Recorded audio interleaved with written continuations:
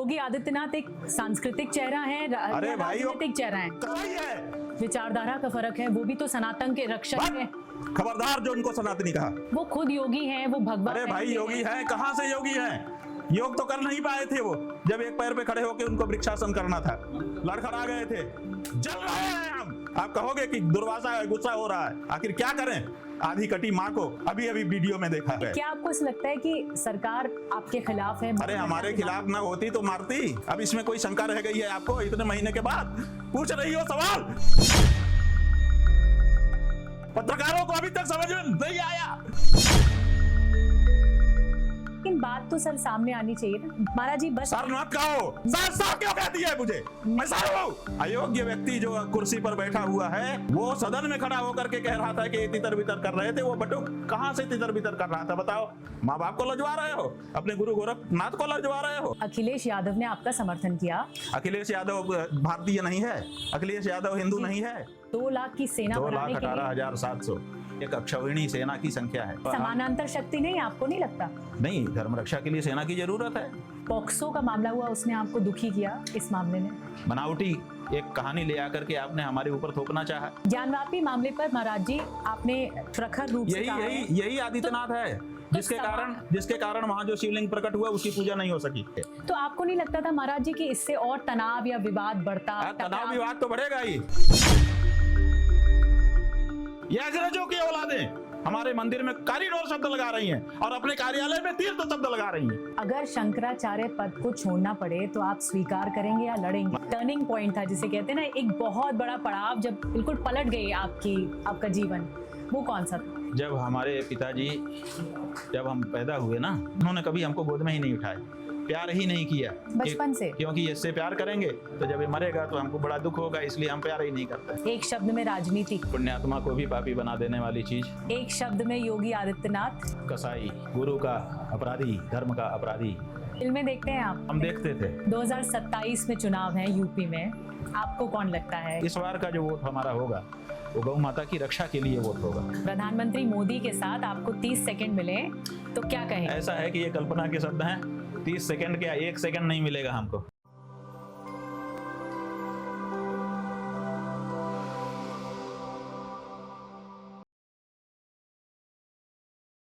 नमस्कार।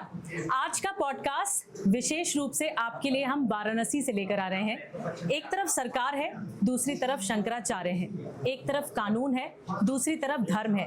आज हमारे साथ एक ऐसे संत मौजूद हैं जो सनातन की आवाज बुलंद तौर पर, प्रखर तौर पर उठाते हैं। उन्होंने सीधे यूपी के सीएम योगी आदित्यनाथ को चैलेंज किया। गौ रक्षा को लेकर उन्होंने बड़ा मोर्चा खोला है। हमारे साथ स्वयं ज्योतिष पीठ के शंकराचार्य अभी मुक्तेश्वरानंद सरस्वती जी मौजूद हैं। गुरु जी बहुत बहुत नमस्कार, मेरा बहुत प्रणाम। और मैं निधि वासंदानी हूँ। मैंने पॉडकास्ट की शुरुआत की है और ख़ास करके विशेष तौर पर वाराणसी में हम आपके लिए आए हैं। बहुत बहुत धन्यवाद इस पॉडकास्ट के लिए। आपको आपके इस नए पॉडकास्ट की शुरुआत के अवसर पर खूब हमारी शुभकामनाएं हैं जी। वाराणसी का आशीर्वाद आपको मिले। जैसे वाराणसी पूरे विश्व में विश्रुत हुई है, उसी तरह से आपका ये पॉडकास्ट भी आगे बढ़े। हम शंकराचार्य जी से शुरुआत करें बातचीत की, लेकिन एक अनुरोध मैं आपसे कहूंगी। आपने हमें ढेर सारा प्यार दिया है, हमारे पॉडकास्ट को 14 मिलियन तक पहुंचाया है और ये प्यार की उम्मीद हम अब भी करते हैं। उम्मीद करते हैं आप ये शो एंजॉय करेंगे। शंकराचार्य जी, अब तक बहुत बातें हो चुकी हैं, आपने भी अपना पक्ष रखा, विपक्ष के कई नेता भी आपके सामने आए, सब ने बहुत कुछ बोल लिया, योगी आदित्यनाथ जी ने भी बहुत कुछ बोल दिया। अब अगर मैं आपसे पूछूं कि योगी आदित्यनाथ जी स्वयं आपके सामने बैठे हों तो आप क्या सवाल पूछेंगे? सवाल तो एक ही है कि आखिर उनकी क्या मजबूरी है कि गौ माता से संबंधित प्रश्न पर भी वो आगे नहीं आना चाहते हैं। गाय को माँ कहकर बुलाने में उनको आखिर क्या समस्या है? आखिर विरक्त होकर के वो क्यों धर्मनिरपेक्षता की नौकरी कर रहे हैं? आखिर महंती का पद क्यों उन्होंने अभी भी पकड़ रखा है जब उसके लिए समय नहीं दे सकते हैं? आखिर वो क्या चाहते हैं? आखिर जो काम मुगलों ने नहीं किया, सनातन धर्म के प्रतीकों के ऊपर लाठी बरसाने का, चोटी उखाड़ने का, वो काम उन्होंने क्यों किया? सवाल हैं। इन सब सवालों का उत्तर उनको देना चाहिए। ये तो सवाल अपने आप में ऊंची आवाज में गूंज रहे हैं। हम पूछें ना पूछें, ये वातावरण पूछ रहा है उनसे, और जवाब तो उनको देना होगा। तो क्या सिस्टम के खिलाफ आपने एक आंदोलन छेड़ दिया है? इसे आप हमें आंदोलन क्या कहेंगे? पता कौन सा सिस्टम है? हम सिस्टम वगैरह नहीं जानते हैं। हम ये जानते हैं कि इस देश के लोगों की एक भावना है और वो बार बार उसको प्रकट करते रहे हैं, और आपने उनकी भावना पर अपना हाथ रखा और कहा कि हम ये करके दिखाएंगे, और उन्होंने आपको भर भर के वोट दिए और आप गद्दी पे बैठे, और उसके बाद कोई बात नहीं है। अभी बीती रात सुल्तानपुर के गोसाईगंज में 2 लड़के जी गौ माता को काट रहे थे। रात को 2 बजे हमारे पास वीडियो आया, काट रहे थे, उसी समय लड़के पहुंच गए।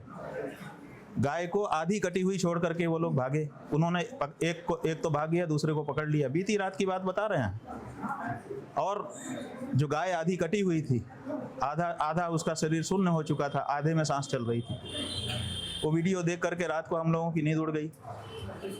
और पुलिस जिस बच्चे को पकड़ लिया था, जिस कसाई को, जिस हत्यारे को, उसको पकड़ के ले गई और थाने से छोड़ दिया। कल ही इन्होंने एक सर्कुलर निकाल दिया कि अब जो पशुओं के प्रति क्रूरता का अधिनियम है उसमें कोई FIR नहीं लिखी जाएगी। पुलिस स्वतंत्र हो गई कि अब FIR भी उसको नहीं लिखना है। ये क्या हो रहा है और क्यों हो रहा है?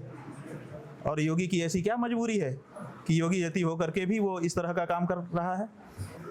सवाल तो है। तो सिस्टम में खामी लगती है आपको, या करने की मंशा नहीं है? सिस्टम में नहीं, ये उस व्यक्ति के हृदय में खामी है, खोट है उसके हृदय में।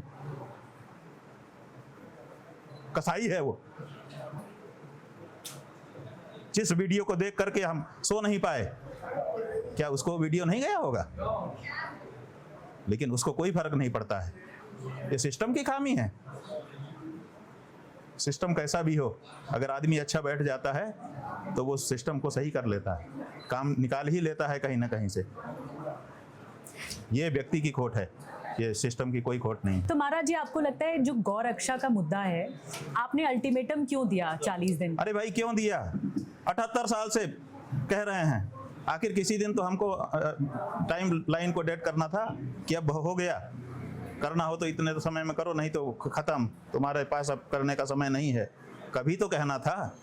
तो हमने कहा, पूरे देश की ओर से कहा, पूरे देश के लोगों, जनता से पूछ करके कहा, जगह जगह जहाँ जहाँ हम गए कि हम ये उनको कर रहे हैं, आप बताइए। सबने कहा हाँ बिल्कुल सही है, हमारे मन की बात है। तो जब देश की जनता चाहती है, जब प्रदेश की जनता चाहती है, तो तुम प्रदेश के प्रतिनिधि होकर के प्रदेश की जनता की आवाज को क्यों दबा रहे हो? क्यों उसके अनुसार काम नहीं कर रहे हो? क्यों तुमको कैसे नैतिक दायित्व, कैसे तुमको नैतिकता बनती है कि तुम गद्दी पर बैठे रहो जब प्रदेश की जनता की भावना के अनुरूप कार्य ही नहीं कर रहे हो? ये हमारा कहना है। लेकिन महाराज जी, आपको नहीं लगता गौरक्षा का मुद्दा धार्मिक से ज्यादा आर्थिक भी अरे है? धार्मिक हो, आर्थिक हो, सांस्कृतिक हो, ये हो वो हो, कुछ है। गौ हत्या बंद होनी चाहिए ना, हर कारण से बंद होनी चाहिए। जितने भी एंगल इसमें डालोगे, हर एंगल से गौ हत्या बंद होनी चाहिए। कोई एक एंगल तो कहता हो सिवाय अनैतिकता का।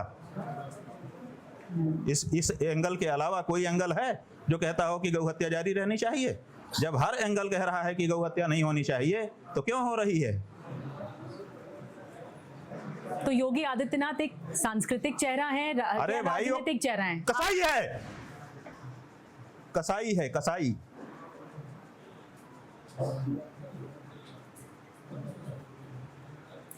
विचारधारा का फर्क है, वो भी तो सनातन के रक्षक है। खबरदार जो उनको सनातनी कहा, हम सनातनियों का अपमान हो जाएगा, गौ भक्तों का अपमान हो जाएगा अगर ऐसे लोग गौ भक्त कहे जाएंगे, ऐसे लोग सनातनी कहे जाएंगे। तो आप दोनों को एक तराजू में नहीं तौल सकते हो।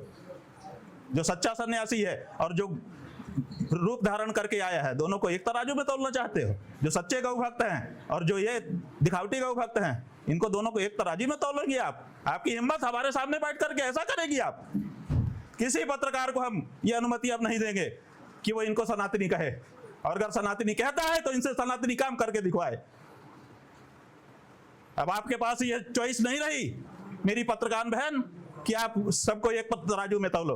अब आपको भी ये सुधरना पड़ेगा। आप अभी उनको सनातनी नहीं कह सकती, और अगर कहती है तो आपकी जिम्मेदारी बन जाती है कि आप उनसे सनातनी काम करके दिखवाइए। ये बहुत हो चुका, नहीं चलेगा। वो खुद योगी हैं, वो भगवान। अरे भाई योगी हैं, कहां से योगी हैं? योग तो कर नहीं पाए थे वो, जब एक पैर पे खड़े होकर उनको वृक्षासन करना था, लड़खड़ा गए थे।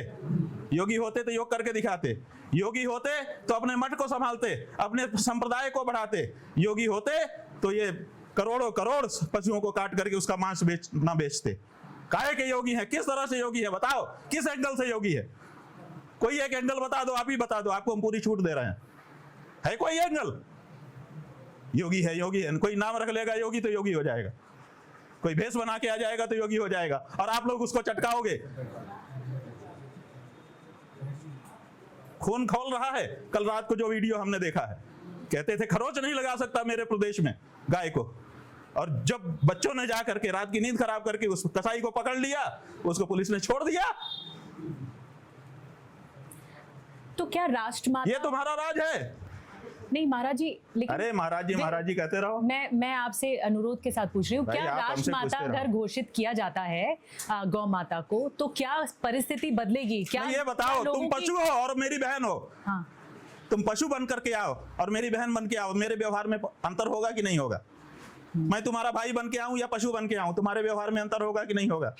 ऐसे ही जब गाय मेरी माँ बन करके आएगी, जब बचपन से मुझे पाठ्य पुस्तक में पढ़ाया जाएगा काऊ एज एनिमल, और एक तरफ पढ़ाया जाएगा कि गाय हमारी माँ है, तो मेरे में अंतर पड़ेगा कि नहीं गाय के बारे में?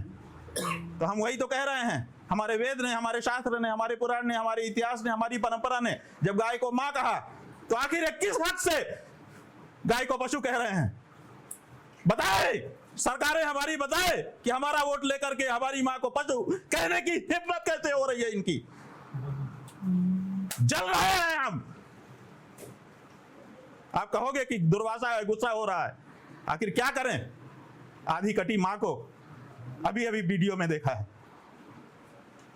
और उस राज्य में देखा है जिस राज्य का तथाकथित मुख्यमंत्री नालायक कहता है कि यहां तो खरोच नहीं लगा सकता कोई, और पकड़ा जिसको पकड़ करके पुलिस को हवाले कर दिया। हम ना मार देते खुद, उस कसाई को हमारे बच्चे मार सकते थे, लेकिन हमने, सरकार है, पुलिस है, वो करेगी, हम कानून हाथ में नहीं ले सकते, हमने उनके हैंडओवर कर दिया। उन्होंने 1 घंटे में छोड़ दिया। क्यों छोड़ दिया? बताया जाए हमको। आगे हम इस देश में कैसे रहें? हम इस कानून के अंदर कैसे सरवाइव करें? हम पकड़ करके भरोसा करके देते हैं कि पुलिस को कि ये कानून के अनुसार इनको दंडित करेगी, वो 1 घंटे में छोड़ देते हैं उनको।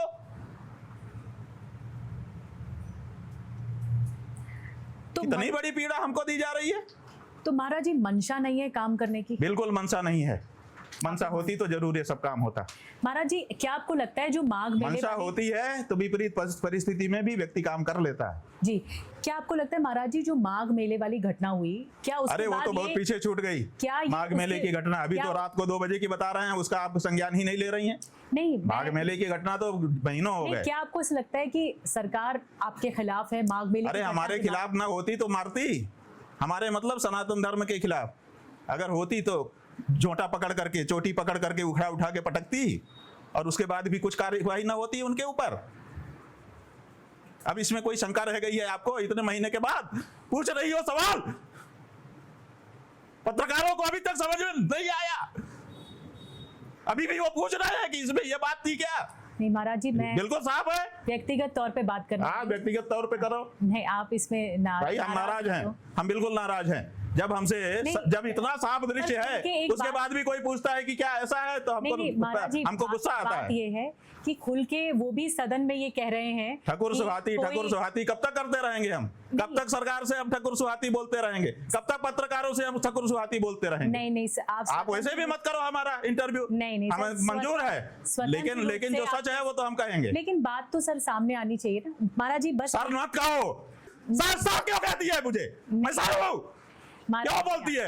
आप महाराज हैं। हम महाराज हैं तो महाराज बोलो। जी जी जी। भाई हैं तो भाई बोलो। सर कहां से आ गया? यही अंग्रेजियत हमारी गांव को काट रही है, यही सबके दिमाग में भर गई है। इस अंग्रेजियत के विरुद्ध हमारे पूर्वज थे। हमारे गुरु महाराज स्वतंत्रता संग्राम के सेनानी थे, हम उन्हीं के चेले हैं। हमारे मन में अंग्रेजियत और अंग्रेजी संस्कृति के प्रति द्वेष है, हम नहीं स्वीकार करते। हमारी भारतीय संस्कृति को घातक है वो, हम उसको नहीं स्वीकार करते, इसलिए सर और मत कहो हमको। जी महाराज जी, आपको लगता है कि सरकार संतों को कंट्रोल करती है? अरे कंट्रोल करती है कि नहीं करती है, इसीलिए ये सब हम होता नहीं जानते हैं। जो उनका आचरण है वो साफ साफ दिखाई दे रहा है कि किस तरह से गाय को बचाने की आवाज उठाने पर प्रहार कर रहे हैं वो। अब किसी से ये छिपा हुआ नहीं है जी। तो जब कोई गाय माता के बचाने की आवाज उठाएगा तो उसके ऊपर क्या क्या प्रहार होंगे आप देख ही रहे हैं, सिलसिलेवार प्रहार हो रहे हैं। नहीं महाराज जी, जब वो सदन में खड़े होकर ये कहते हैं कि कोई अपने आप को शंकराचार्य नहीं कह सकता, जब योगी आदित्यनाथ सदन में खड़े होकर ये कहते हैं कि जो हुआ हमने सिर्फ इसलिए किया क्योंकि भीड़ तंत्र को हमें कंट्रोल करना था, तो उस पर आप क्या कहेंगे? अच्छा, कंट्रोल करना था तो उसके लिए किसी बटुक को उठा उठा के पटकने की क्या जरूरत थी? क्या वो बटुक, जिस बटुक को आप पकड़ करके अपने कैंप में ले जा चुके थे अपनी पुलिस चौकी में, क्या वो बटुक अंदर कुटी के अंदर आपके कमरे के अंदर जा करके, पुलिस चौकी के अंदर जा करके भीड़ को तितर बितर कर रहा था, भगदड़ मचा रहा था? क्यों उसको पटक रहे थे अंदर ले जा करके, चोटी उगाड़ उगाड़ के? बताए हमको। आपने हमारी पालकी रोक दी, एक बार हम मान ले रहे हैं, लेकिन वो बटुक जो अभी छोटी सी उम्र का था उसको आप पकड़ के ले जा भी चुके थे अपनी पुलिस चौकी के अंदर, जो अस्थायी रूप से आपकी बनाई गई थी। क्या वहां पर वो भीड़ को तितर बितर कर रहा था? भीड़ को तितर बितर नहीं कर रहा था, आप उसको अपमान कर रहे थे क्योंकि वो सनातन धर्म का पालन कर रहा है। आप बताइए, तार्किक रूप से बताइए, हम गुस्से में नहीं पूछ रहे हैं, बताइए कि क्या वो बटुक तितर बितर कर रहा था, भीड़ को भगदड़ मचा रहा था, जैसा कि सदन में खड़ा होकर ये नालायक कह रहा था? लगा दो हमारे ऊपर नालायक कहने का। नालायक माने अयोग्य। हम कह रहे हैं कि वो अयोग्य है। अयोग्य व्यक्ति जो कुर्सी पर बैठा हुआ है वो सदन में खड़ा होकर के कह रहा था कि तितर बितर कर रहे थे। वो बटुक कहां से तितर बितर कर रहा था बताओ? और हम भीड़ में बैठे हुए थे अपनी पालकी पर, हम कौन सा तितर बितर कर रहे थे? 3 घंटा तो भीड़ में बैठे थे, कौन सी भीड़ तितर बितर हुई? और वो बटुक कैसे तितर बितर कर रहा था तुम्हारी चौकी के अंदर? क्यों उसको उठा उठा के पटक रहे थे तुम्हारे जवान? बताओ, है जवाब इसका कोई? केवल कह देना कल्पना करके कि भीड़ में तितर बितर हो जाता, भगदड़ मच जाती, इसके लिए हमने किया? जब 3 घंटा हमको तुम शंकराचार्य जी को रोके रहे, भीड़ बेभगदड़ मची और वो अंदर ले जा करके उसको पटक रहे थे, भगदड़ मचा रहा था वो। जीभ नहीं कट गई तुम्हारी? माँ बाप को लजवा रहे हो, अपने गुरु गोरखनाथ को लजवा रहे हो? ऐसा मत बोलो। ऐसी बात बोलो जो तार्किक हो, जो प्रामाणिक हो, जो किसी के गले के नीचे उतर जाए। ऐसा मत बोलो। उन्होंने शंकराचार्य की पदवी पर भी सवाल उठाया कि हर अरे भाई, तुम शंकराचार्य की पदवी पे सवाल उठा लो, कोर्ट में भी है, तुम पदवी पे सवाल उठा लो, हम कहाँ मना कर रहे हैं? तुमने सवाल उठाया, हमने मना किया? हमने 12 घंटे में जवाब दिया। तुम्हारे नोटिस में लिखा था 24 घंटे में जवाब दीजिए, हमने 12 घंटे में जवाब दिया कि नहीं दिया? और उसके बाद बोलती बंद हो गई आज तक, फिर उसके बाद कुछ नहीं बोल पाए तुम। तो हमारे जवाब में दम नहीं था तो कैसे चुप हुई है तुम? हमने कहा सवाल उठाने पे कोई मना नहीं है, आप 1000 सवाल उठाओ ना, लेकिन ऐसे मारो पीटो तो बस, ऐसे अपमानित तो मत करो, और ऐसे हमारी आंखों के सामने हमारी गौ माता को मार मार करके काट काट करके बेचो तो मत। ऐसे गौ हत्यारों को पकड़ के हम तुम्हारे हवाले करें तो उनको छोड़ो तो मत। हमारी तो बात ये है, सवाल पे कहाँ हमारा वो है, सवाल से कौन घबराहट है? महाराज जी, आपको लगता है कि जिन संतों का आप समर्थन आना चाहिए था इस मामले में वो नहीं आया? अरे किस संत का आना चाहिए था और कौन संत हमारा विरोध कर रहा है? बताओ ना, एक संत का नाम बता दो जिसने कहा हो कि गाय काय कटनी चाहिए। बता दो, एक चैलेंज है तुम्हारी पूरी मीडिया बिरादरी को, एक बाइट ला के दिखा दो। कोई नहीं कहेगा, सब चाहते हैं कि गौ हत्या बंद हो। कहने का सबका अपना अपना तरीका होता है। मेले वाले मामले पर, अरे माघ मेले वाले मामले पर क्या करते लोग? कि संत समाज क्या करते? सबने तो निंदा की, सबने तो कहा कि गलत है। क्या करते कोई? ये आवाज भी आई महाराज जी कि अखिलेश यादव ने आपका समर्थन किया। अखिलेश यादव भारतीय नहीं है, अखिलेश यादव हिंदू नहीं है, अखिलेश यादव को तो कोई घटना हो रही है उसके बारे में बोलने का अधिकार नहीं है। ये सवाल पूछा कि जब उनकी सरकार थी तो उस वक्त भी दुर्व्यवहार हुआ था आपके ठीक है, उसका जवाब उन्होंने दे दिया कि हमने दुर्व्यवहार किया था, गलत फहमी में किया था, और जैसे ही हमारी समझ ठीक हुई हमने जाके क्षमा याचना कर ली। दे तो दिया जवाब, उसके बाद क्या बोल पाए ये लोग? उसके बाद कोई वक्तव्य हो इनका तो बताओ। फिर तो नहीं बोल निकला ना।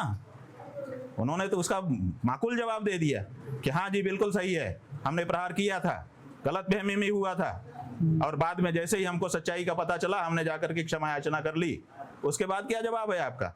और आपकी पुलिस जब ये करती है तो आप सदन में खड़े होकर के रोब दिखाते हो कि मैं ही सब कुछ हो गया हूं। थानेदार जिसको चाहूंगा डंडा फटकार दूंगा। थानेदार के हाथ में डंडा इसीलिए नहीं होता है कि वो जिसको चाहे मार दे। थानेदार के अंदर हाथ में डंडा इसलिए पकड़ाया जाता है कि किसी निर्दोष को कोई मार ना रहा हो, पीट ना रहा हो, उसको बचाने के लिए होता है। महाराज जी, आपको लगता है कि ये जो योगी आदित्यनाथ के साथ वैचारिक मतभेद है उसकी शुरुआत कहाँ से हुई? आखिर इतना शुरुआत गौ माता की हत्या से हुई। जब वो मुख्यमंत्री पद के लिए उनका नाम आगे आया तो चर्चा चली, मीडिया में चर्चा चली, हमसे भी लोगों ने पूछा, फेसबुक में पूछा कि सिन्हा और एक और कोई नाम था और योगी, ये 3 लोगों का नाम बहुत आगे चल रहा है, इनमें से कौन बनना चाहिए? 2017 में जी। तो हम लोगों ने कहा कि योगी बनना चाहिए, क्योंकि कम से कम वो योगी आ जाएगा तो एक काम तो हो ही जाएगा, गौ माता की हत्या बंद हो जाएगी, गोरख पीठ का बंदा है। तो हम लोगों ने उस समय समर्थन किया इनका। आशा थी तभी तो समर्थन किया, अगर आशा ना होती तो क्या समर्थन करते? आप बताओ। उस आशा को इन्होंने, और कौन, और क्या और चाहिए इनको? इनसे हमको चांदी सोना चाहिए? नीति का विरोध नहीं, और कौन से बताइए? अभी कौन सा विरोध है हमारा? अभी हमारा कौन सा? हमारा कोई दूसरा लेना देना ही नहीं है। हमारा सरकार से इतना ही कहना है, हम तो खा पी ले रहे हैं, हमें कोई किसी सरकार से कुछ नहीं चाहिए। लेकिन ये गाय का जो सूची, पशु सूची में डाला हुआ है और जो हत्या को बढ़ावा दे रहे हैं ये तरह तरह से, उसी बारे में हमारा। कोई नीति यूपी सरकार की आपको अच्छी लगती हो? हाँ, कोई नीति यूपी सरकार की आपको अच्छी लगी कभी? ऐसा है कि बहुत से गुण हैं लहसुन में, लेकिन एक दुर्गंध ने सब गुण उसके पीछे कर दिए हैं। इसलिए गाय की हत्या का जो दुर्गंध है ना, इसमें सारे गुण उनके छिपे हुए हैं। अगर होंगे भी तो अब दिखाई नहीं दे रहे हैं, हम ना बोल पाएंगे, हमसे बुलवाओ मत। नहीं, मैं क्योंकि आपने उनको औरंगजेब से तुलना कर दी। और किसका करेंगे? जब मंदिर मूर्ति कोई तोड़ेगा तो क्या नाम देंगे? आप बताओ, और कोई नाम बता दो आप। अगर कोई मंदिर मूर्ति तोड़ेगा हमारी आंख के सामने, हम उसको औरंगजेब नहीं कहेंगे तो क्या कहेंगे? बताओ। हमको आप शब्द दे दो, हम वही शब्द बोलना शुरू कर देंगे। बोलो, कृपा करके बोलो, अनुरोध है हमारा आपसे। आप लोग तो शब्दों के पंडित हो, आप बताओ हमको कि अगर कोई हमारी आंख के सामने कोई मंदिर और मूर्ति तोड़ तोड़ के फेंक रहा हो, हम उसको क्या कहें? आप शब्द बता दीजिए हमको, हम वो शब्द बोलना शुरू कर देंगे। सुझाइए तो। अभी तक की इतिहास में हमने औरंगजेब के बारे में ये सुना है कि उसने मंदिर तोड़े, मूर्तियां तोड़ी।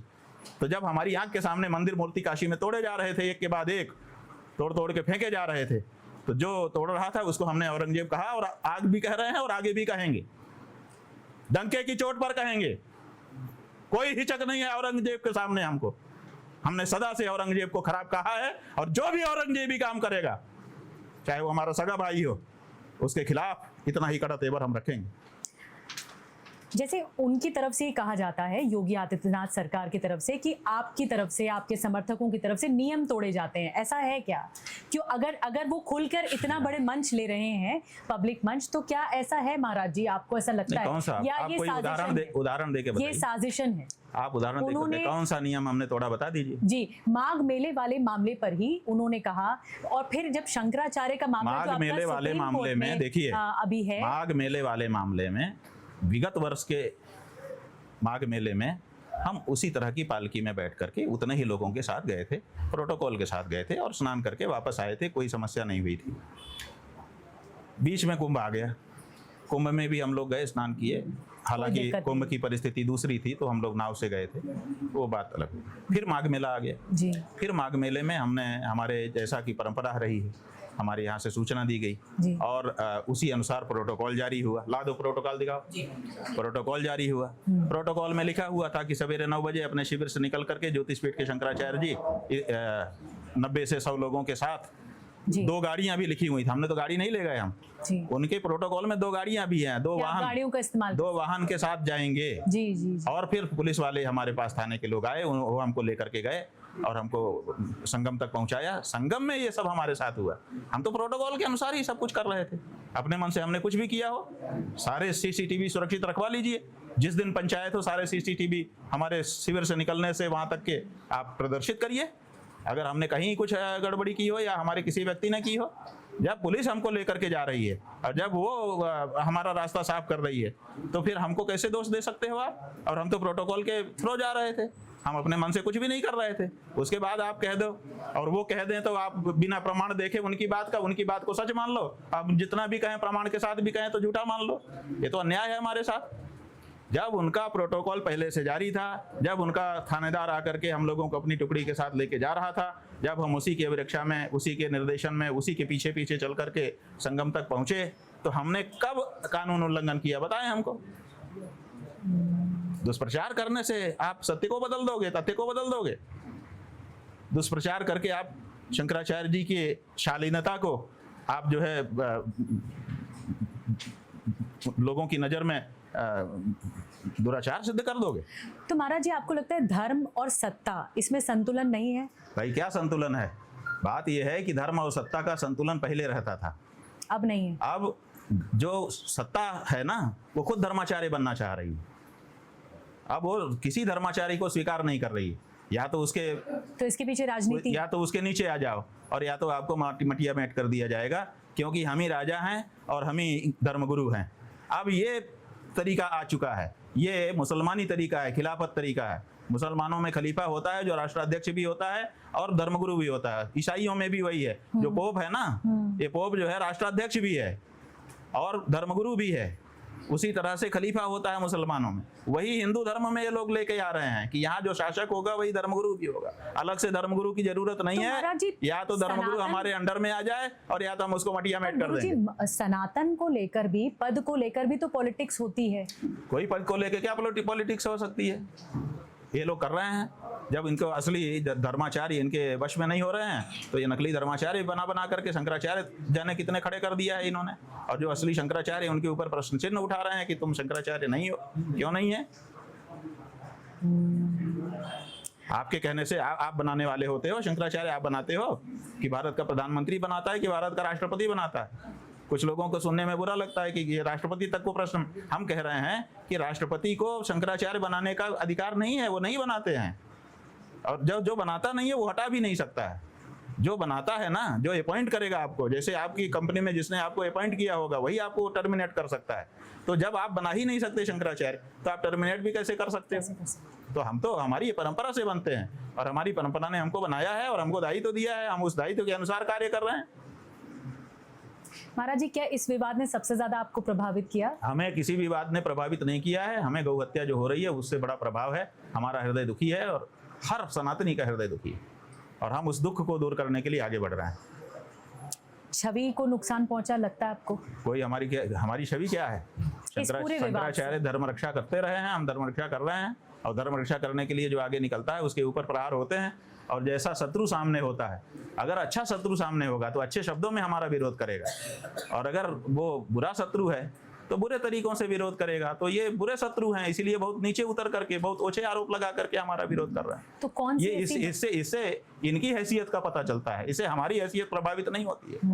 हमारी हैसियत जो है वही है, इनकी हैसियत प्रभावित होती है कि इतने ओछे आरोप तुम लगाते हो, इतने ओछे लोगों का तुम समर्थन करते हो पीछे से। इससे इनकी छवि खराब हुई है, हमारी नहीं हुई। हमारी तो जहाँ की तहाँ।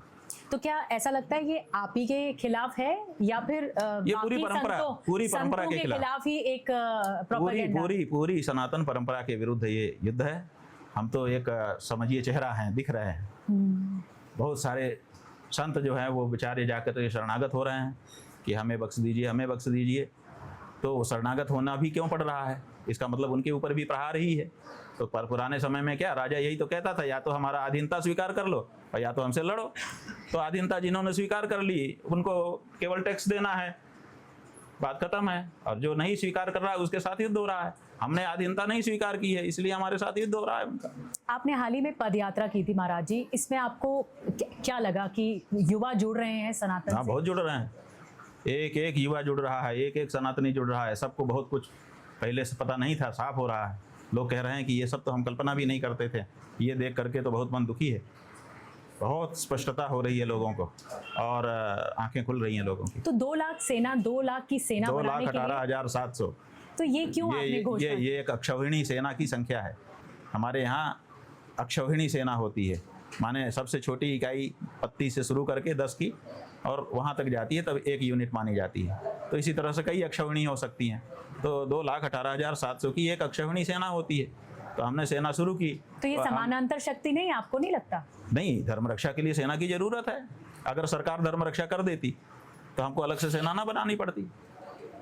हमको अलग से क्यों बनानी पड़ रही है? कैसी होगी ये सेना? क्योंकि ये जब सरकार जो सेना लेके बैठी है, पुलिस, जब पुलिस जो है गायों से भरे ट्रक छोड़ दे रही है, गाय के हत्यारे को हम पकड़ करके सामने से हैंड ओवर कर रहे हैं, उसके बाद भी अगर वो उनको छोड़ दे रही है तो हमको नहीं सेना बनानी पड़ेगी? तो हमको धर्म रक्षा नहीं करनी है क्या? हमको अपनी बहन बेटियों की रक्षा नहीं करनी है? हमको अपने गौ माता की रक्षा नहीं करनी है? हमको अपने देवालय और उनके ऊपर फहरा रहा हमारा सनातन का ध्वज नहीं रक्षित करना है? हमको अपना धर्म नहीं रक्षित करना है? तो इसके लिए कोई प्रशिक्षण होगा सेना के लिए? क्यों नहीं, जो प्रशिक्षण क्या होगा? प्रशिक्षण होगा और क्या होगा? नहीं, पर लेफ्ट राइट नहीं होगा उसमें उठक बैठक होती है। हमारे यहाँ दंड बैठक होती है, उठक बैठक होगी ताकि हमारे लेफ्ट राइट नहीं होता है कि जो कहें वो करो। हमारे यहाँ तो शक्ति संपन्न बनो और विवेक संपन्न बनो, ताकि गड़बड़ी जहाँ हो रही हो वहाँ खड़े हो जाओ, एक खबरदार मेरे रहते ये नहीं कर सकता। वो जज्बा हम पैदा करेंगे अपने हिंदू भाइयों में, हमारे चतुरंगिणी के लोगों में।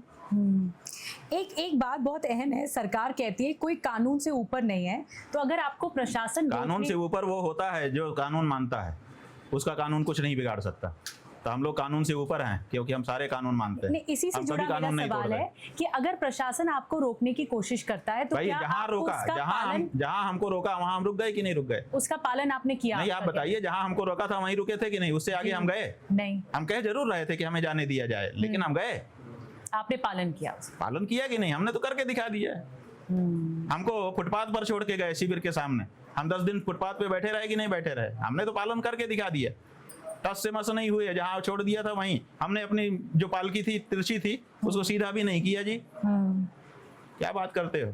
तो जो कानून का पालन करता है वो कानून से ऊपर होता है, कानून उसके ऊपर कुछ कार्रवाई नहीं करता। तो एक संत महाराज जी क्या सिस्टम से डरता है या टकराता है? हम अधर्म से डरते हैं।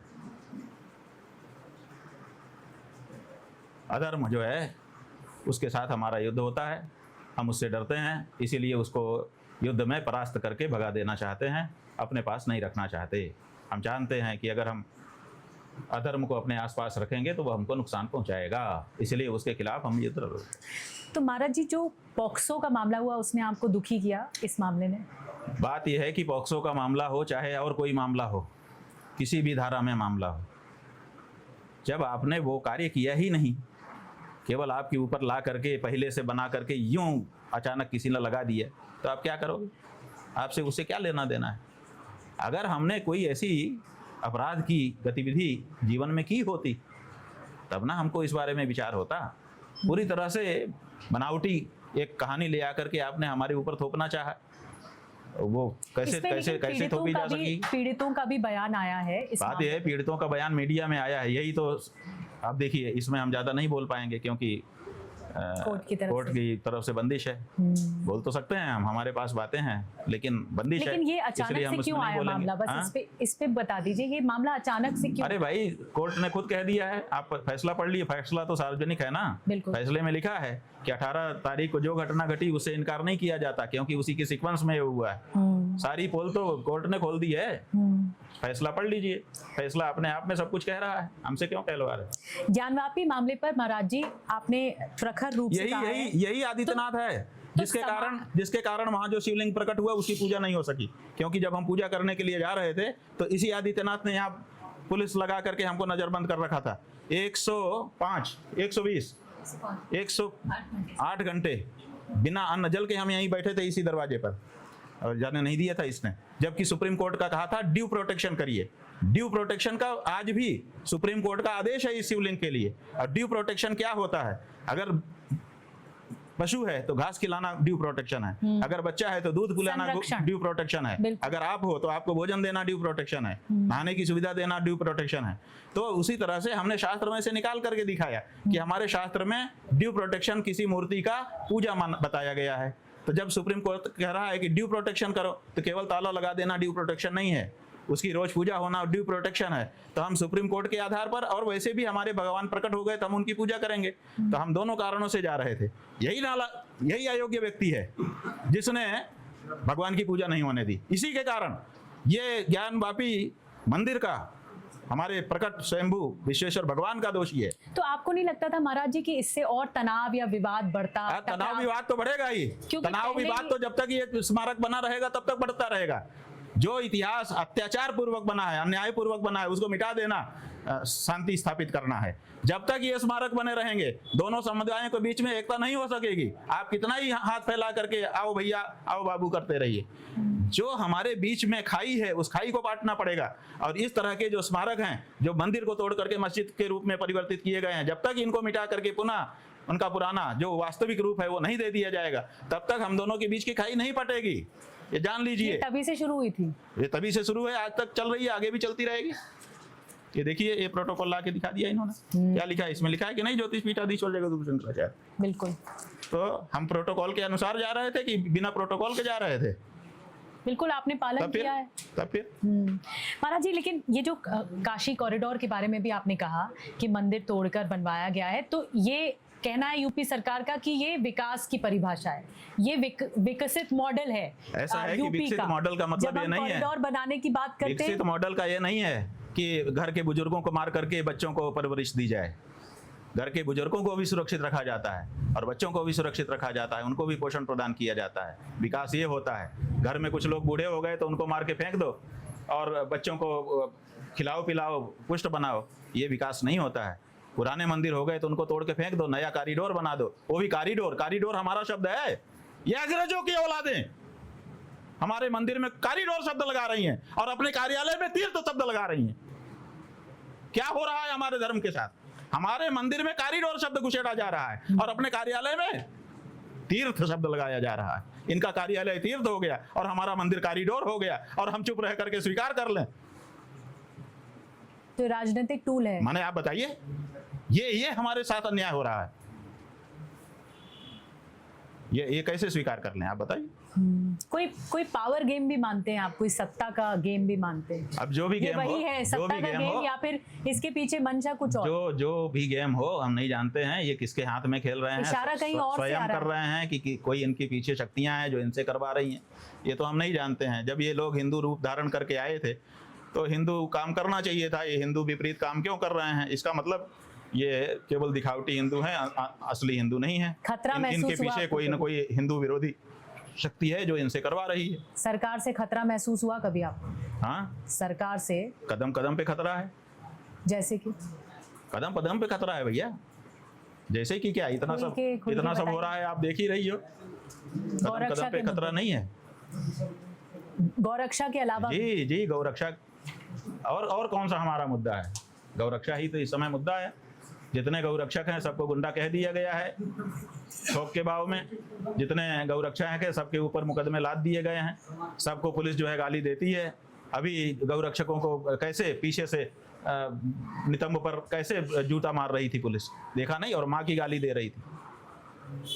मीडिया में कहाँ शर्म मची है कि मीडिया इस बात को उठाता कि पुलिस कैसे कर सकती है, उसको सस्पेंड करवाता कि तुम जो है पकड़ सकते हो लेकिन तुम जूता किसी की नितंब पे मारो और उसको माँ की गाली दो सार्वजनिक रूप से। ये क्यों कर रहे हो?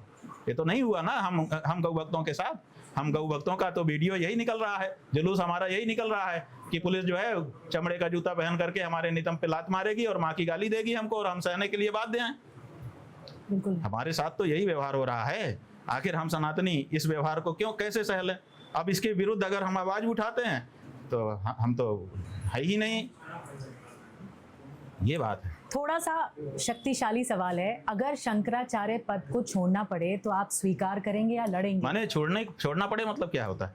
मतलब कल को मामला कोर्ट में है तो अगर ऐसी परिस्थिति आई, ऐसा है महाराज जी कभी ऐसी आई, ऐसा है कि ऐसा ना हो, कल्पना में तो सवाल का कोई जवाब होता नहीं है। पहली बात है। दूसरी बात यह है कि जो अपराध हमने किया ही नहीं है उसकी सजा हमको क्यों होगी? लेकिन हम आपको साफ बता दे रहे हैं कि अगर ऐसा कुछ प्रश्न आता है तो 1 सेकंड भी नहीं लगेगा हम लोगों को। हम हमारी पीठ को कभी कलंकित नहीं होने देना चाहेंगे। अगर ऐसी कोई बात निकल करके आ जाती है, झूठा ही सही, हमारे ऊपर पॉक्सो सिद्ध कर देते हैं, तो हम एक क्षण का भी विलंब नहीं लगाएंगे। इस पे किसी शुद्ध पवित्र व्यक्ति को स्थापित करके अलग हो जाएंगे। पद का कोई मोह नहीं रखना चाहिए। जब तक हैं पद पर, तब तक पद के अनुसार का जो कार्य है, दायित्व है, उसको करना चाहिए और फिर हट जाना चाहिए। आपने महाराज जी एक बात यही पूछ रही थी ना? यही पूछ रही तो थी हमने मैं। बता दिया। बिल्कुल, आपने बहुत बुलंद तरीके से बताया। मैं एक बात आपसे महाराज जी पूछना चाहती हूँ। आपने कहा सनातन खतरे में है, तो सिस्टम के अंदर खतरा है या बाहर खतरा है? खतरा बाहर कहाँ खतरा है? पूरे देश के मुसलमान जुलूस निकाल रहे हैं जी, वीडियो आ रहे हैं कि गौ माता को राष्ट्र माता घोषित करो। हम लखनऊ गए थे, जहाँ हिंदुओं को आने नहीं दे रहे थे लोग, वहाँ मुसलमान आए थे और वो भाषण भी दे रहे थे और चिट्ठी भी उन्होंने दिया कि गाय माता को राष्ट्र माता घोषित करना चाहिए। संसद में बैठ करके मुसलमान सांसद कह रहे हैं कि गौ माता को राष्ट्र माता जल्दी से घोषित कर लीजिए। कहाँ विधर्मियों से इस समय खतरा नहीं है, इस समय तो इन अधर्मियों से खतरा है, कालनेमियों से खतरा है हिंदू धर्म को। ये इन्हीं के मुंह से मां नहीं निकल रहा है गाय के लिए। बाकी तो सब बोल रहे हैं, ईसाई बोल रहे हैं, मुसलमान बोल रहे हैं, हिंदू बोल रहे हैं।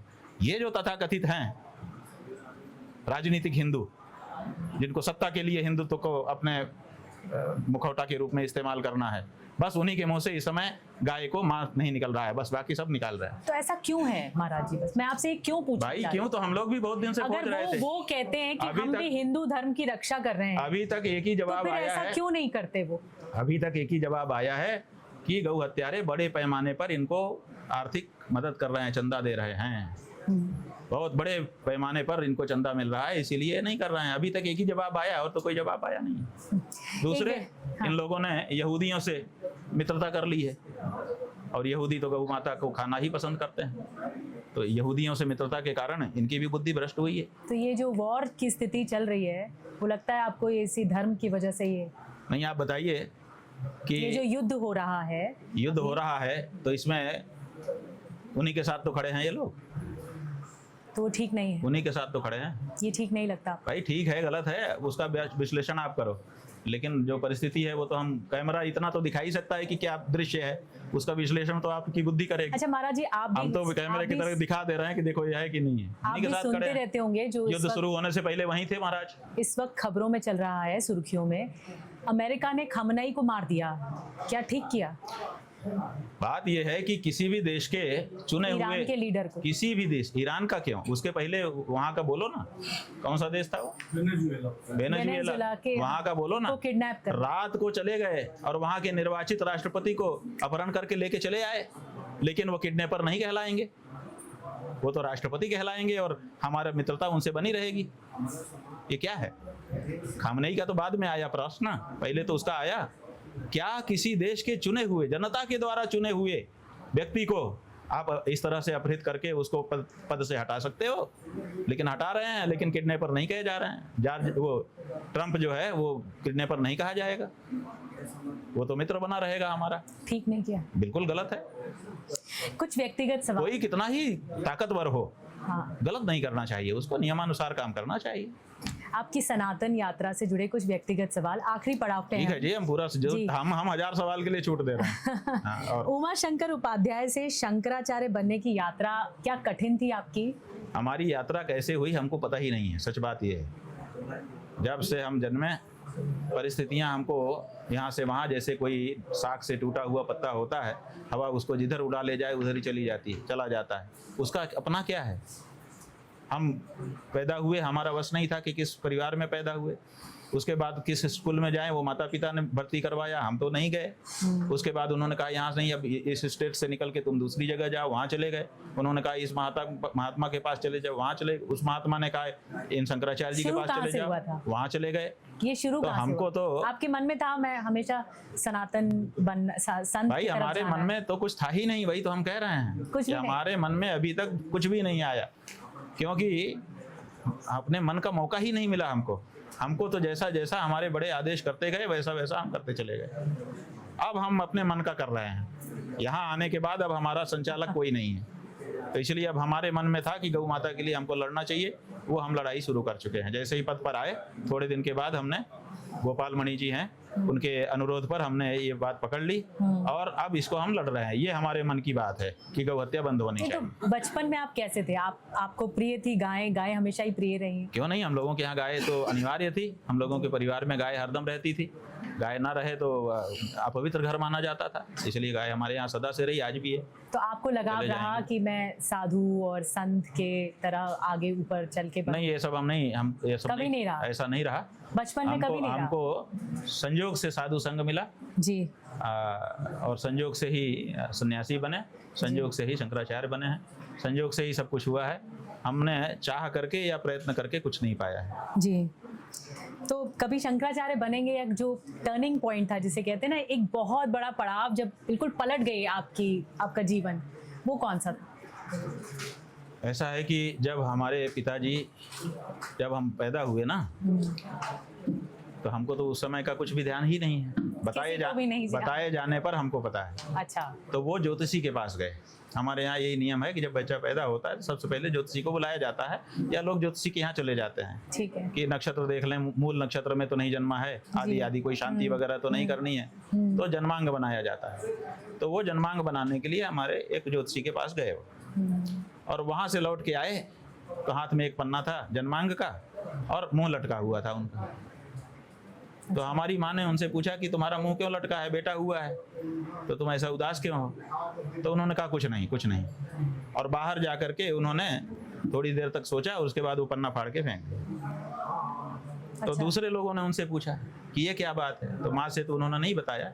दूसरे लोगों से उन्होंने बताया कि इस लड़के से हमको मोह नहीं रखना है, क्योंकि ये अल्पायु है, ये मर जाएगा, ज़्यादा से ज़्यादा 12 साल टिकेगा, 12 साल के बाद तो मर ही जाना है। अच्छा। तो मतलब अवश्यम भावी मृत्यु उसमें ज्योतिषी ने बताया। निराशा की वजह से वो उन्होंने सोचा कि इससे मन ही मत लगाओ, तो उन्होंने कभी हमको गोद में ही नहीं उठाया, प्यार ही नहीं किया बचपन से, क्योंकि इससे प्यार करेंगे तो जब ये मरेगा तो हमको बड़ा दुख होगा, इसलिए हम प्यार ही नहीं करते।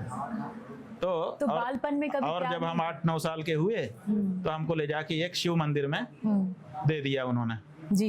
वहाँ पर महात्मा जी थे, उनको दे दिया कि मार्कंडेय मुनि की आयु बढ़ा दी थी शिव जी ने, हम शिव जी को समर्पित कर रहे हैं, अगर वो इसकी रक्षा करना चाहेंगे तो कर देंगे जी। तो हमको वहाँ दे दिया, माने अपने से तो दूर मान ही लिया उन्होंने कि अभी तो हमारा नहीं रहा, अब गया। हमको भी पता था इस बात का कि हमको इसीलिए दे रहे हैं क्योंकि महात्मा जी से हमारे सामने ही उन्होंने ये सब बताया था, तो हम सुन ही रहे थे। तो हम भी समझ लिए कि अब इनके लिए हम मर चुके, तो अब शिव मंदिर में रहने लगे, छोटी उम्र में। हाँ जी। और उसके बाद से हम वही महसूस करते हुए आगे बढ़े। माँ ने कुछ नहीं कहा? माँ से तो दूर हमको ले गए थे ना पहले ही, तो माँ तो सामने थे ही नहीं, पहले हमको माँ से दूर ले गए, फिर वहाँ ले जा करके किया। बहुत कठिन समय रहा होगा? कोई कठिन नहीं था, सहज था, ठीक है, जो है सो है। अब आज 12 वर्ष उसके बाद जाने कितने वर्ष बीत गए, हम तो जैसे के तैसे हैं। तो ये माना जाता है कि शिव जी ने रक्षा की है, तो उन्होंने रक्षा की है तो कुछ चाहते होंगे। कभी आध्यात्मिक मन ऐसा लगा कि अब मुझे छोड़ देना चाहिए, कभी अंदर से? हाँ, हमने गुरुजी से पूछा था, जब गुरुजी ने कहा तुम्हारा संन्यास होगा जी, तो हम सन्यासी नहीं बनना चाहते थे, लेकिन हम गुरुजी के लिए समर्पित थे कि वो जो चाहें उनके लिए हमारा पूर्ण समर्पण था हृदय। तो हमने कहा कि हम आपके लिए समर्पित हैं, लेकिन ये सन्यासी और ये मठ महंत ये सब हमें नहीं चाहिए, इसलिए हमको ये सब मत बनाइए, आपकी सेवा करने में, झाड़ू पोछा करने में हमको सुख है। उन्होंने कहा हमारी अपनी बात है, तुमको ये करना है, तो हमको सन्यासी बनाने लगे। तो जब उन्होंने हमको दीक्षा दे दी तो हमने उनसे प्रश्न पूछा कि जब कोई सन्यास लेता है महाराज जी तो घर छोड़ता है, हमारा घर तो पहले ही छूट चुका है, तो अब आप हमको सन्यास दे रहे हैं तो हमको मठ छोड़ना पड़ेगा। अच्छा। तो हम अब क्योंकि मठ ही हमारा घर है, सही कह रहे हैं, तो अब हमको मठ छोड़ देना चाहिए। क्या कहा उन्होंने? तो उन्होंने कहा अगर मठ तुम्हारा होता तो तुम छोड़ सकते थे, अब नहीं। तुम्हारा है क्या? हमने कहा हमारा नहीं है। तो बोले तो छोड़ने की बात ही नहीं है, जब तुम्हारा कुछ है ही नहीं है तो क्या छोड़ोगे, क्या पकड़ोगे, ऐसे रह गए हम। तो महाराज जी स्वरूपानंद सरस्वती जी से क्या सीख, सबसे बड़ी सीख क्या मिली आपको? उनसे हमको ये सीख मिली, उन्होंने कहा कि तुम तो शरीर नहीं हो, मन नहीं हो, बुद्धि नहीं हो, अहंकार नहीं हो जी, तुम जो है शुद्ध बुद्ध मुक्त स्वभाव आत्मा हो। तो एक तो वो बात उन्होंने हमको बता दी, तो इसलिए हमको किसी बात का ना तो हर्ष होता है, ना तो दुख होता है। हर परिस्थिति में कर्तव्य बुद्धि से कार्य करते रहने की हमको उनसे प्रेरणा मिली। उनका भी हमने देखा था, उनके ऊपर भी तरह तरह की बातें कर देते थे लोग, जब वो कोई धर्म की बात करते थे तो वो भी विचलित नहीं होते थे। तो हमको उन्होंने सिखा दिया है तो संघर्ष के कि दिनों में सबसे इनमें बड़ा विचलित सहारा नहीं होना चाहिए। आपके जो संघर्ष का टाइम था उस वक्त सबसे बड़ा सहारा गुरुजी था। हाँ, हमारे गुरु महाराज की सीख है कि दुखेषु अनुद्विग्नमनाः सुखेषु विगतस्पृहः। जब जैसी परिस्थिति हो सब में समान रहो। ये दृश्य हैं, आते हैं जाते हैं। अच्छा अगर आकर के नहीं टिका चला गया तो बुरा भी आकर के नहीं टिका गया चला जाएगा। अपने चरित्र पे भरोसा रखो, चरित्र सही रखो। तो हमने वही उसी को बांध के रखा है। हमारे यहाँ ये शास्त्रों में भी कहा गया है कि अधर असत्य और सत्य दो हैं। असत्य में भी ताकत है और सत्य में भी ताकत है। दोनों की ताकत में अंतर क्या है? अंतर ये है, असत्य जो है वो परेशान कर सकता है और सत्य जो है वो पराजित कर सकता है। तो हमारे गुरुजी ने भी कहा था कि अगर तुमको जीतना है तो तुम सत्य के साथ रहना, असत्य के साथ कभी मत खड़े होना, तो जीत तुम्हारी ही होगी। तो हम असत्य के साथ खड़े रहते हैं, इसलिए परेशानियां आती हैं लेकिन जीत हमारी होती है। लेकिन जीत आपकी होती है। तो सबसे बड़ा त्याग महाराज जी क्या रहा? सबसे बड़ा हमको तो अनुभव ही नहीं हुआ त्याग का। यही तो हम कह रहे हैं कि हमें पता ही नहीं चला कि एहसास हुआ हमें कभी किसी चीज से बड़ा त्याग है जीवन। भाई ये है कि कई बार जब हम पढ़ रहे थे, शायद संत बनना, जब हम पढ़ रहे थे कि सांसारिक जीवन सुनो तो, हाँ जी, जब हम पढ़ रहे थे तो हम लगभग 1 साल 6 महीने 8 महीने 12 महीने में अपना सब सामान, केवल पहने कपड़े रखते थे, बाकी सब दान कर देते। अच्छा, हाँ, हमारा स्वभाव था। अटैची, कपड़े, बर्तन सब दान कर दे, केवल का पहना कपड़ा में रह जाते थे। और फिर भगवान की दया से दूसरे दिन से फिर जुड़ने लगता था, फिर इतना हो जाता था, कमरा भर जाता था। फिर हम 6 महीने 8 महीने 1 साल में फिर किसी दिन मन आता था कि ये बहुत ज्यादा हो रहा है, हटाओ, तो हटा देते थे। तो त्याग का तो कभी मौका ही नहीं आया, कुछ का हमारा कभी हुआ ही नहीं, तो हम क्या त्यागें? कोई ऐसा दर्द आपको याद हो संत बनने के बाद, कोई ऐसा दर्द जो? यही गौ माता का अभी कल रात को ही अनुभव किया। अभी हम आपको वीडियो दिखाएंगे। गाय कट चुकी है, उसके अंदर की अतड़ियां जो हैं सांस ले रही, माने चेहरा उसका कट करके गिर चुका है, ठीक है, और पैर उसके कट करके दूसरी जगह जा चुके हैं, पेट फटा हुआ है, अतड़ियां बाहर निकली हुई है, और वो जो हृदय है, हार्ट, वो अभी भी पंप कर रहा है। ये दृश्य दुख देता है, ये ठीक नहीं है। तो जब निराशा होती है महाराज जी, तो आप अपने आप को कैसे संभालते हैं? ऐसा है, आप आक्रोश में ना आए, या अपने कर्तव्य का बोध उस समय करना चाहिए कि अगर ये हुआ है तो मुझे क्या करना है। तो कर्तव्य बोध से व्यक्ति अपने कर्तव्य में लग जाता है, फिर उसके पास सोचने का कहाँ मौका रहता है। बिल्कुल। कुछ रैपिड फायर खेलते हैं, मतलब इन द सेंस जल्दी भाई आपकी इच्छा, खेलो, हमें क्या थोड़ा मजा आए दर्शकों को, अच्छी चीज है, दर्शकों को अच्छा लगे कि एक शब्द में भी दर्शकों का एंटरटेन करें हम। गजब नहीं स्वामी जी, एक शब्द में भी आप वो जवाब दे सकते हैं। करो। तो एक शब्द में कुछ व्यक्तित्व, सबसे पहले तो आप जिन पर गुस्सा हो जाते हैं, हमारे गुरु महाराज। हाँ, पहले गुरु महाराज से शुरू बस वही तो एक शब्द में उनको कैसे आप बोलेंगे? वही हमारे जीवन आधार हैं, जहाँ देखो वही खड़े मिलते हैं। एक शब्द में राजनीति। एक शब्द में राजनीति।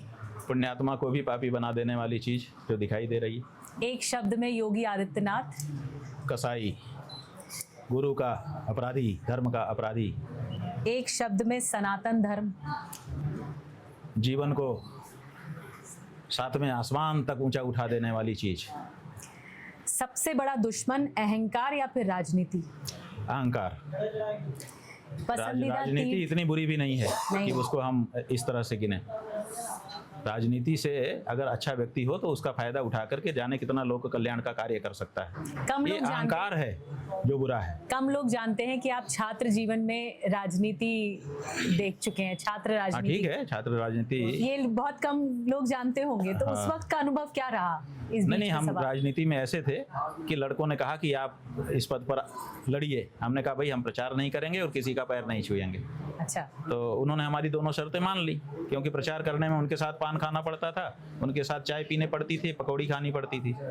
हम ये सब बाहर खाते पीते नहीं थे, तो हमने कहा हम प्रचार में नहीं जाएंगे। बाहर का खाना अच्छा नहीं? बाहर हम खाते ही नहीं थे, बचपन से हमने कभी नहीं खाया, आज तक नहीं खाया। अच्छा। हाँ, तो हम बाहर का खाते पीते नहीं थे, चाय पीते, काफ़ी पीते नहीं थे। तो हमने कहा हम प्रचार नहीं करेंगे और किसी का पैर नहीं छुएंगे। तो उन्होंने हमारी दोनों शर्तें मान ली कि आप दोनों शर्तें हमारे ऊपर छोड़िए, हम लोग करेंगे, आप तो केवल नामांकन भर दीजिए और व्याख्यान कर दीजिए। तो हमने कर दिया था। उसके बाद उन लोगों ने हमें जिता दिया। जिताने के बाद जो उनका काम होता था हम करते थे। राजनीति नहीं संभाली? हाँ, राजनीति संभाली फिर? क्यों नहीं, जो उनके काम होते थे वो हम कह देते थे, हो जाता था। आदेश देते थे आप। अभी अगर मौका मिले राजनीति में जाने का? अब नहीं जा सकते, हमारी भी मर्यादा है। अब हम सन्यासी हैं। सन्यासी होकर के जोगी होके कूटे भग, कहे कबीर ये तीनों ठग।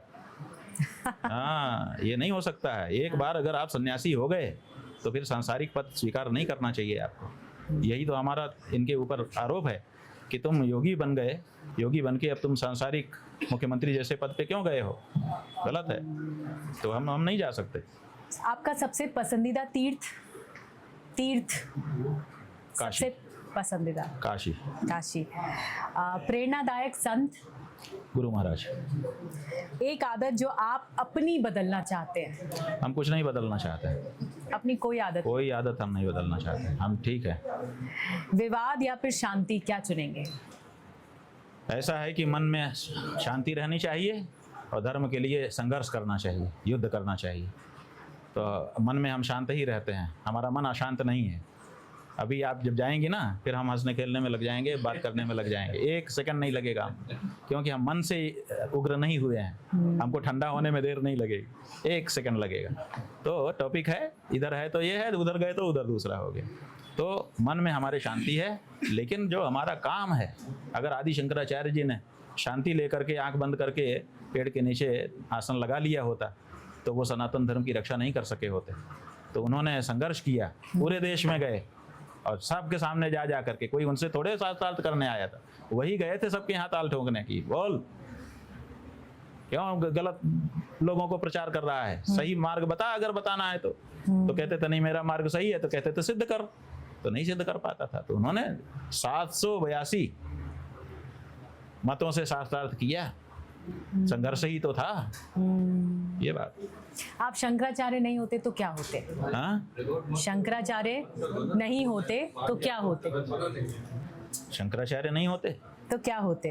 अब ये तो हम कैसे बताते हैं कि क्या होते? जब नियति हमको यहाँ लेके अच्छा आने, जब नियति यहाँ लेके आने वाली थी,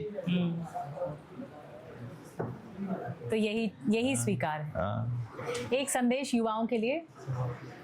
ये जवानी बड़ी कीमती है, एक बार चली जाए तो मिलती नहीं है। इसलिए फालतू चीज़ों में इसको व्यर्थ मत करो, विशेष करके नशे में तो बर्बाद मत ही करो। जवानी को और बढ़िया पुष्ट करो और धर्म मार्ग से इसका सदुपयोग करो। क्या संतों को चुनाव लड़ना चाहिए? किसी हालत में नहीं। कोई लड़े तो उसको धर्म से बाहर निकालो, उसका कपड़ा खींच करके अलग कर दो उसके शरीर से। अगर राजनीति में जा रहा है, राजनीति अलग विधा है और धर्म अलग विधा है। धर्म का व्यक्ति राजनीति में जाए ये गलत, राजनीति का व्यक्ति धर्म में आए वो गलत। दोनों को अपने अपनी कक्षा में रह करके काम करना चाहिए। जितने भी कोई भी संत अब भविष्य में अगर राजनीति में जाएगा, उसका कपड़ा छुड़ा करके उसको कुर्ता पैजामा पहनना पड़ेगा। आज की तारीख में 2026 में धर्म खतरे में है? क्यों नहीं है खतरे में? जब गाय खतरे में है, जब मंदिर खतरे में है, जब हमारी ध्वजा खतरे में है, जब हमारी बहन बेटी खतरे में है, जब हमारी हाथ का कलावा काट दिया जा रहा है इन नालायकों के राज में, खतरे में नहीं है। धर्म जो है अमूर्त वस्तु है। अमूर्त वस्तुएं अपने प्रतीकों में निवास करती हैं। जब उनके प्रतीकों पर ही खतरा है तो उसके ऊपर खतरा है। क्या मीडिया निष्पक्ष है? निष्पक्ष होना चाहिए, उसको एक दर्पण की तरह से होना चाहिए, जो कुछ सामने हो दिखा दे। नहीं है अभी। दुर्भाग्य की बात है, दुख की बात है कि ऐसा आम मीडिया, आम तौर की मीडिया में नहीं है, लेकिन ऐसा नहीं है। उसी में लोग हैं जिनको नौकरियों से निकाल दिया गया। ऐसे ऐसे प्रतिभाशाली पत्रकार हैं जो प्रतिभा संपन्न थे, जो दिन भर परिश्रम करके खोज करके चीज़ें लाते थे और शाम को जनता के सामने परोसते थे कि ताकि जनता अवेयर हो जाए।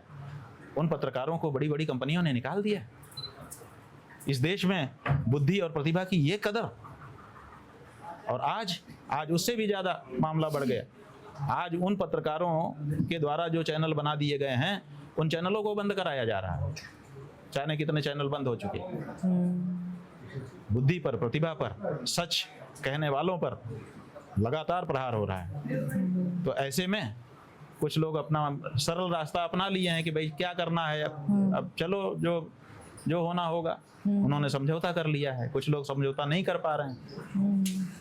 मीडिया जो है स्वभाव से सच कहने वाली है, लेकिन उसके स्वभाव में प्रभाव डाला गया है और इसीलिए मास मीडिया कहीं ना कहीं अपनी लाइन से हट गया। फिल्में देखते हैं आप?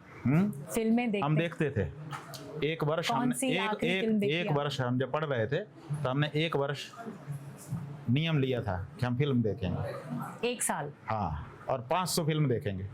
500 देखी? हाँ, एक वर्ष में 365 दिन में 500 सबसे फिल्म अच्छी कौन सी लगी? हमें याद ही नहीं, इतनी फिल्में देख लेंगे कि सब भूल गई। पर एक क्योंकि उसी एक वर्ष में और उम्र क्या थी? फिल्म देखने की हसरत ही खत्म हो गई। मामला ही खत्म हो गया। उम्र क्या थी आपकी? जब यहाँ काशी में ही पढ़ रहे थे, काशी में ही देखी थी। उस समय ये मतलब युवा थे उस वक्त? मोबाइल वगैरह नहीं थी उस समय, टाकीज में जाके देखना पड़ता था। युवा थे उस वक्त? तो हम 2 लोग थे, हम दोनों लोगों ने तय किया कि ये फिल्म देख करके इसके बारे में स्पष्टता कर लेनी चाहिए कि क्या है, क्यों इतने। हम असल में हमारे गुरुजी ने बताया, एक दिन प्रवचन कर रहे थे तो प्रवचन में उन्होंने बताया, हम लोग फिल्म देखने नहीं जाते थे। फिल्म जो है वो टेबू मानी जाती थी कि फिल्म देखना अच्छी चीज नहीं। तो हमारे गुरुजी प्रवचन कर रहे थे, तो प्रवचन में उन्होंने कहा कि एक बार हम और धर्म सम्राट स्वामी करपात्री जी महाराज एक ही गाड़ी में बैठ करके धर्म संघ से स्टेशन जा रहे थे। ठीक है। तो रास्ते में विजया टाकीज पड़ी, यहाँ धर्म संघ और वहां से एक रास्ता है बाईं तरफ, विजया टाकीज पड़ती है। तो उन्होंने कहा कि विजया टाकीज में 100 छूटा था, अब भारी भीड़ निकल रही थी, जाम लग गया। तो हमने करपात्री जी से पूछा, हमारे गुरुजी बता रहे हैं कि हमने करपात्री जी से पूछा कि महाराज जी, अपने लोग इतना शास्त्र पढ़ते हैं, दिन रात परिश्रम करते हैं, पंक्ति लगाते हैं और फिर प्रवचन करते हैं, इतना परिश्रम करके निकाल के लाते हैं चीज़ें कि हम लोगों को बताएंगे, तो 100, 200, 500 लोग बड़ी मुश्किल से आते हैं और उनको भी 3 घंटा तो दूर 45 मिनट बांधे रहना मुश्किल हो जाता है, फिर वो कसमसाने लगते हैं। और ये लोग अपना पैसा दे करके जाते हैं और 3-3 घंटा ऐसे किए एक टक देखते रहते हैं। ऐसा क्या है फिल्म में, ऐसा उन्होंने बताया। फिर उन्होंने कहा कि हमने पूछा कि करपात्री जी ने क्या जवाब दिया गुरुजी? तो बोले, करपात्री जी ने कहा कि देखो, तुम्हारे प्रवचन में लोगों को बुद्धि लगानी पड़ती है और फिल्म में बुद्धि नहीं लगानी पड़ती, वहां बस ऐसे बैठे रहो, देखते रहो। तो इसलिए बुद्धि लगाने वाला काम जनता नहीं करना चाहती है, इसलिए जहाँ बुद्धि न लगे वो काम करती है, इसलिए यहाँ भीड़ है। ये तो उन्होंने प्रवचन में बताया। अब हम 2 लोग थे, हम लोग बाद में प्रवचन की मीमांसा कर रहे थे, तो ये हुआ कि भाई इसमें बुद्धि लगती है कि नहीं लगती है, लगती है कि नहीं लगती है।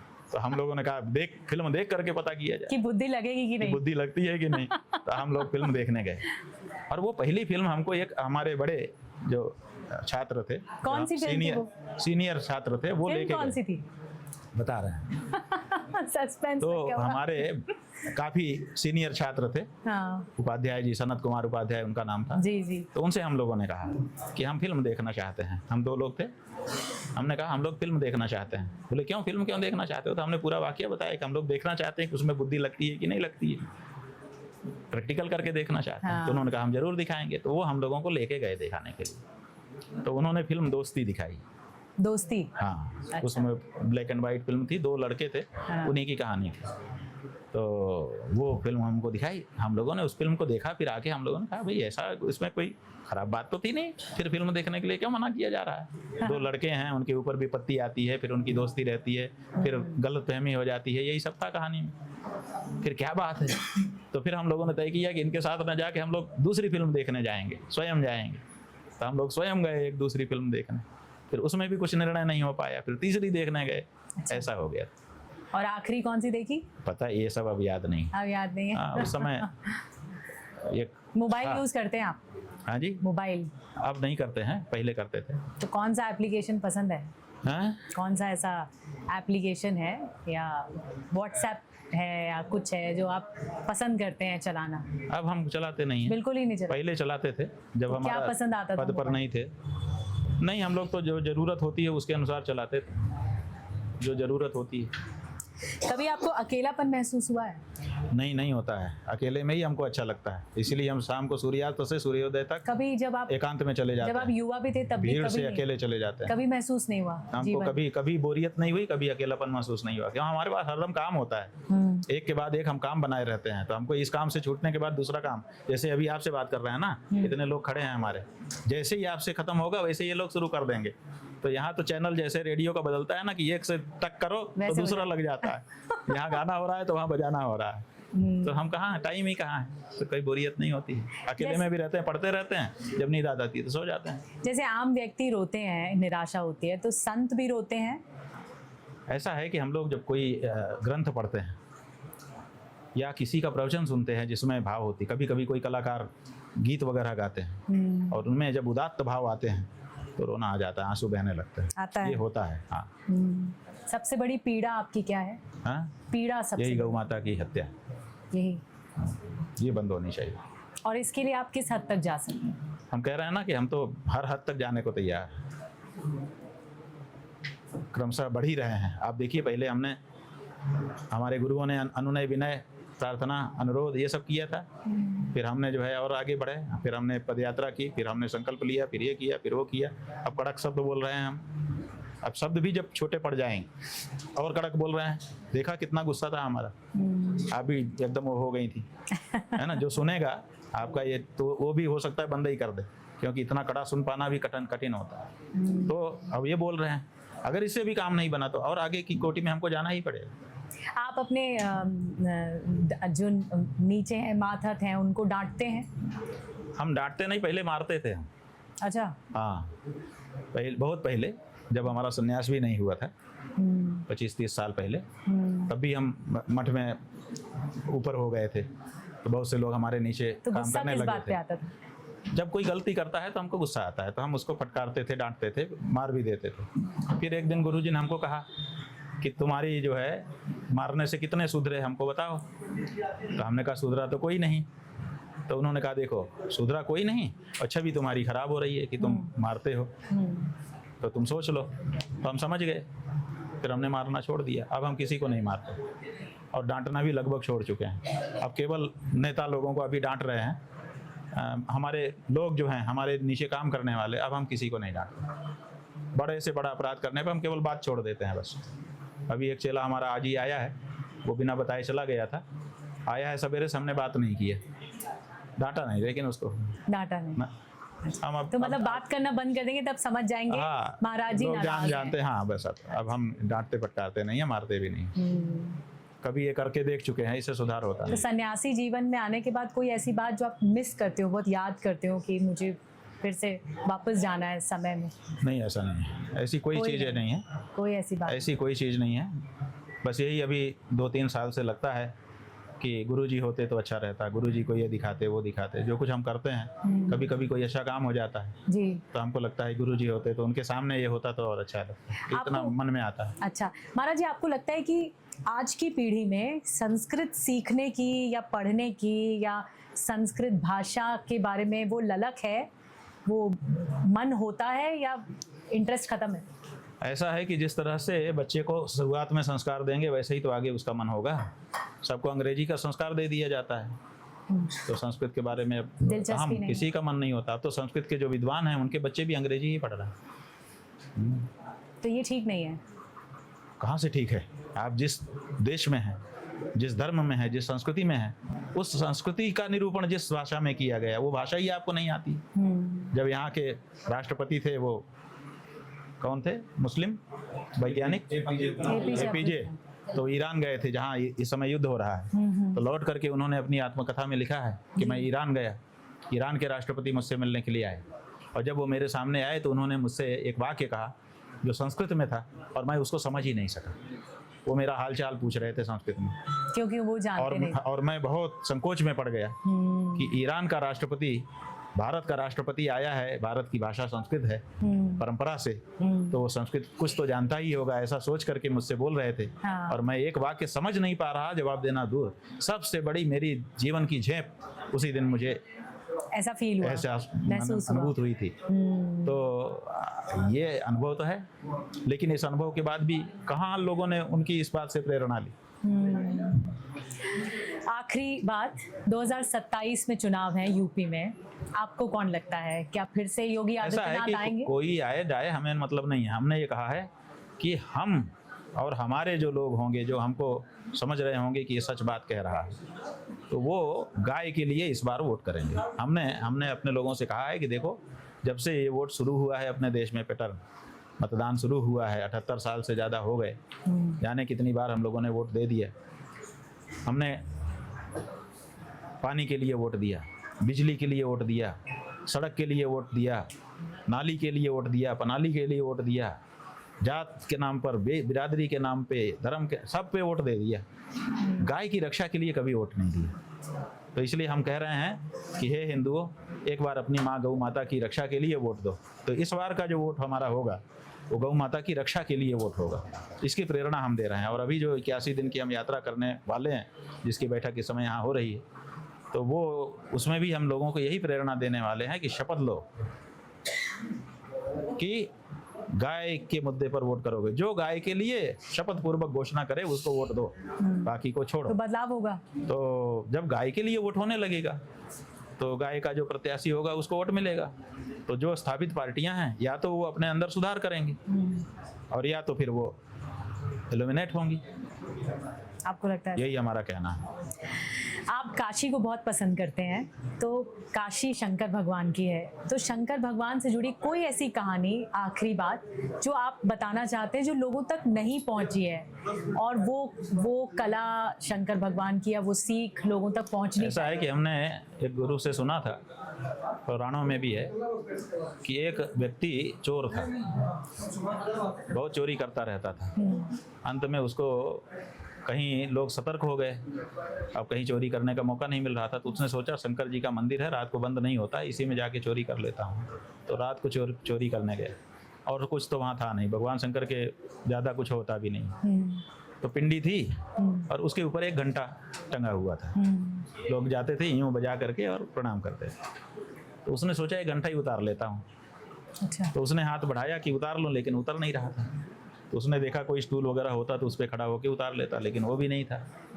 तो चोर, उसको तो अपना मामला दिख रहा था, तो वो शंकर जी की पिंडी के ऊपर ही खड़ा हो गया, चढ़ गया और चढ़ करके उतारने लगा। लेकिन जैसे ही वो चढ़ा और चढ़ करके यूं हाथ किया, तब तक तो शंकर जी प्रकट हो गए।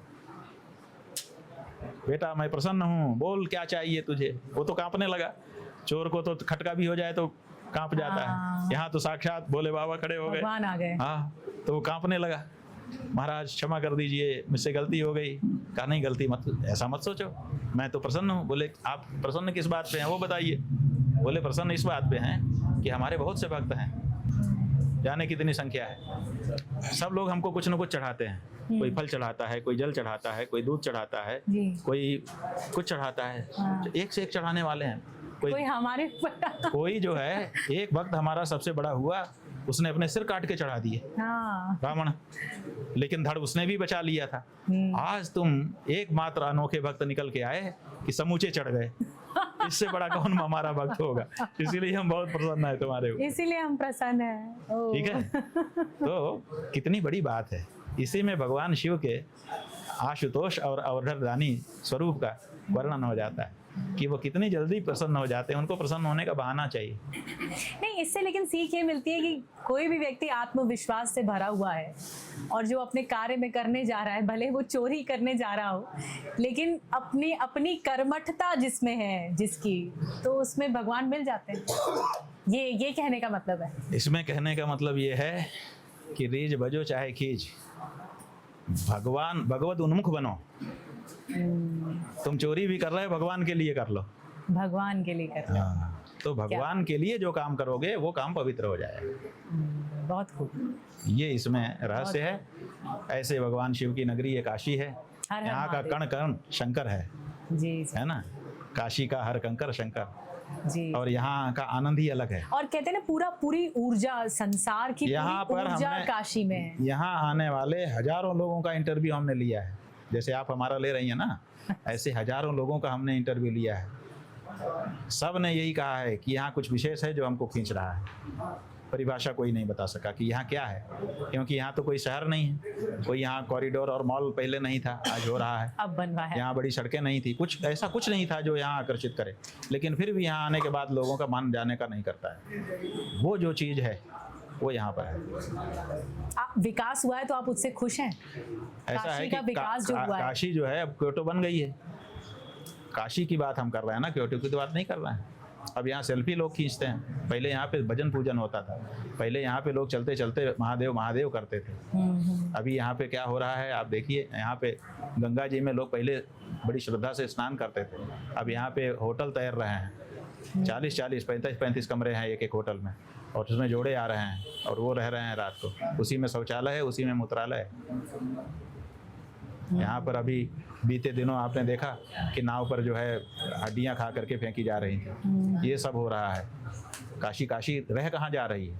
प्रधानमंत्री के साथ आपको 30 सेकंड मिले तो क्या कहेंगे? प्रधानमंत्री मोदी के साथ आपको 30 सेकंड मिले तो क्या कहेंगे? ऐसा है कि ये कल्पना के शब्द हैं। 30 सेकंड क्या, 1 सेकंड नहीं मिलेगा हमको। हमने 5 बार उनसे समय मांगा है कि हमको आपसे बात करनी है, आज तक तो नहीं दिया उन्होंने, तो हमको 30 सेकंड कहाँ से दे देंगे वो, बताइए आप। और अगर दे दिए तो? बात यह है कि दे दिए तो कौन सी शर्त, आप क्या शर्त लगाओगे आप तो बताओ। आप क्या कहेंगे? हम कुछ नहीं कह सकते, क्योंकि हम देंगे, वो देंगे ही नहीं, हम जानते हैं वो हमारा सामना नहीं कर सकते। क्यों? जो सवाल हैं हमारे, उनका जवाब देना पड़ेगा। कहाँ दे रहे हैं जवाब? जवाब तो देना पड़ेगा, तो जवाब कहाँ है? बहुत बहुत धन्यवाद शंकराचार्य जी, स्वामी जी, बहुत बहुत धन्यवाद इस पॉडकास्ट के लिए और हमारे दर्शकों को ये बताने के लिए कि वाकई जो हमारा सनातन धर्म है वो बहुत प्रेरणादायी है, बहुत प्रेरणादायी, और हर क्षण में, हर कण में हमें सनातन से सीखने को मिलता है। बहुत बहुत शुक्रिया। नारायण, ठीक है जी, निधि जी। शुक्रिया आपका।